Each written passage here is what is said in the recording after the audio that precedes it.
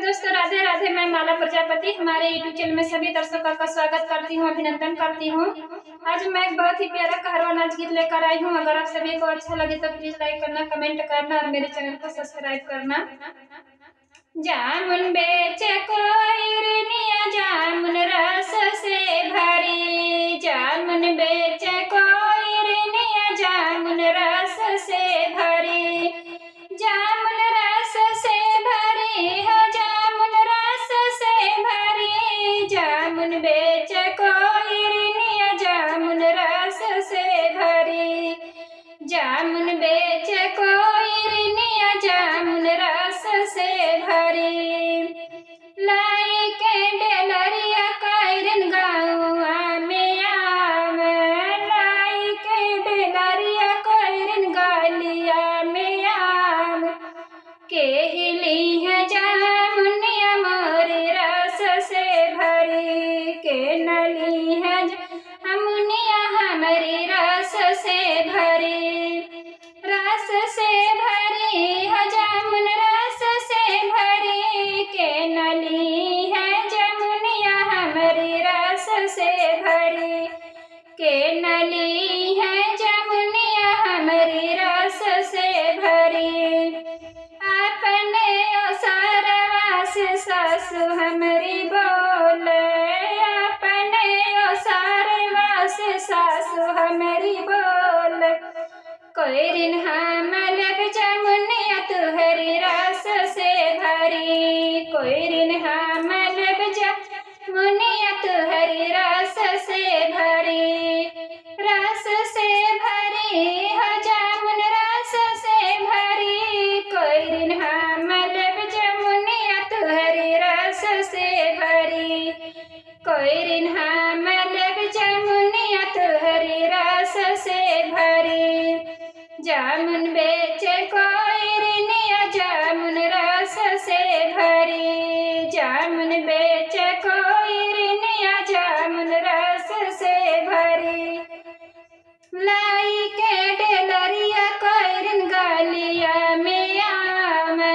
लाई के डेलरिया कोयरन गालिया में आवे, के नली है जामुनिया हमारी रस से भरी, के नली है जामुनिया हमारी रस से भरी, रस से भरी हो जामुन रस से भरी, के नली है जामुन हमारी रस से भरी, के नली है जामुनिया हमारी रस से भरी। अपने ओसारवा से जेठनी हमारी बोले, अपने ओसारवा से जेठनी हमारी बोले, कोयरिन हम लब जामुनिया तुहरी रस से भरी, कोयरिन हम लब जामुनिया तुहरी रस से भरी, रस से भरी हो जामुन रस से भरी, कोयरिन हम लब जामुनिया तुहरी रस से भरी, कोयरिन हम लब जामुनिया तुहरी रस से भरी। जामुन बेचे कोयरनिया जामुन रस से भरी, जामुन बेचे कोयरनिया जामुन रस से भरी। लाई के डेलरिया कोयरन गालिया में आवे, लाई के डेलरिया कोयरन गालिया में आवे,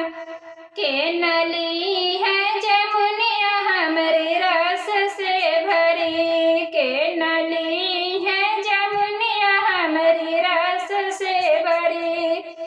रस से भरी हो जामुन रस से भरी, के नली है जामुनिया हमारी रस से भरी,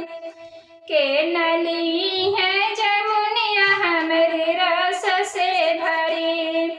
अपने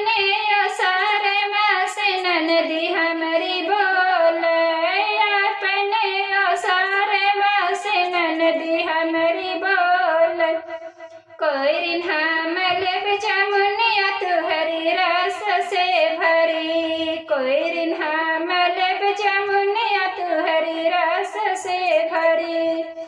रस से भरी हो जामुन रस से भरी, कोई रिन्हा मलब जमुनिया तुहरी रस से भरी, कोई